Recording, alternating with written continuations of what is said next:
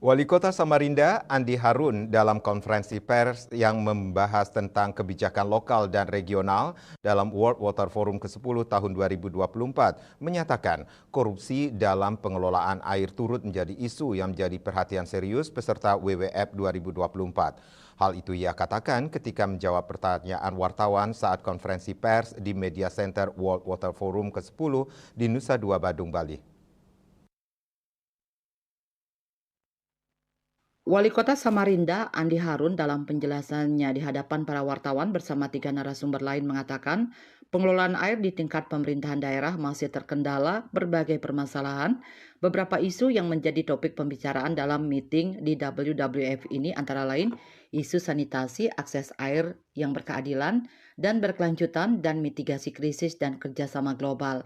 Selain itu, hal-hal yang lain yang mempengaruhi tata kelola air adalah proses politik yang terjadi di pemerintah daerah, adanya isu korupsi dalam manajemen pengelolaan air, dan pelibatan komunitas lokal dalam pengelolaan air.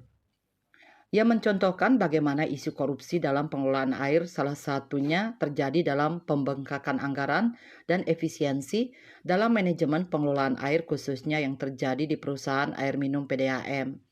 Efisiensi ini juga menyebabkan kerugian yang berdampak pihak PDAM tidak bisa melayani sambungan baru masyarakat. Wali Kota Samarinda, Andi Harun, menambahkan sungai dan laut harus menjadi perhatian semua pihak karena menjadi sumber air bersih. Negara-negara yang tergabung dalam WWF ini telah mengeluarkan komitmen bersama bahwa akses akan air bersih merupakan hak asasi manusia.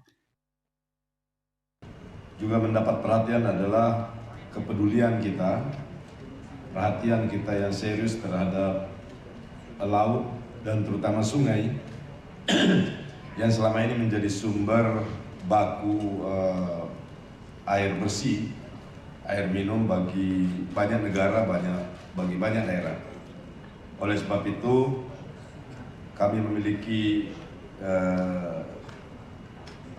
final statement, komitmen final di antara kami semua negara yang tergabung dalam organisasi global, termasuk UCIJ ASPAC, bahwa kita akan terus bekerja dan memelihara komitmen untuk memastikan akses terhadap air itu berkeadilan, transparan, dan juga terus berkomitmen bahwa akses terhadap air itu adalah bagian dari pemenuhan hak asasi. Khusus pengelolaan air bersih pada perusahaan air minum PDAM, penggunaan teknologi sangat diperlukan untuk melakukan efisiensi seperti penggantian meter air ke digital, penanganan kebocoran pipa, kerjasama dengan swasta, dan efisiensi manajemen keuangan. Harapannya, pengelolaan air bersih semakin baik sehingga bisa melayani sambungan baru permintaan masyarakat. Riase, Bali TV.